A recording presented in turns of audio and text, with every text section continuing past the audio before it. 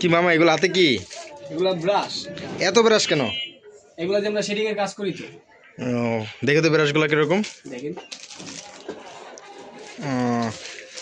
ব্রাশগুলো কি পাওয়া যায় না কোথাও?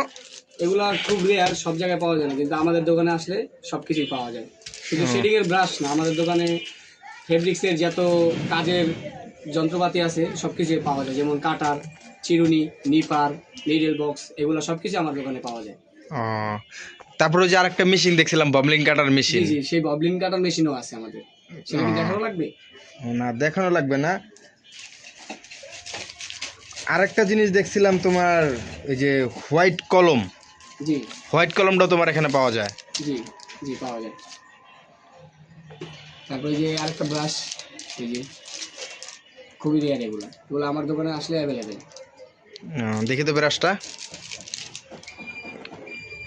অ্যাভেলেবেল পাওয়া যাবে? জি জি, আমার দোকানে আসলে অ্যাভেলেবেল। মামা তাহলে এগুলোর দাম কত করে?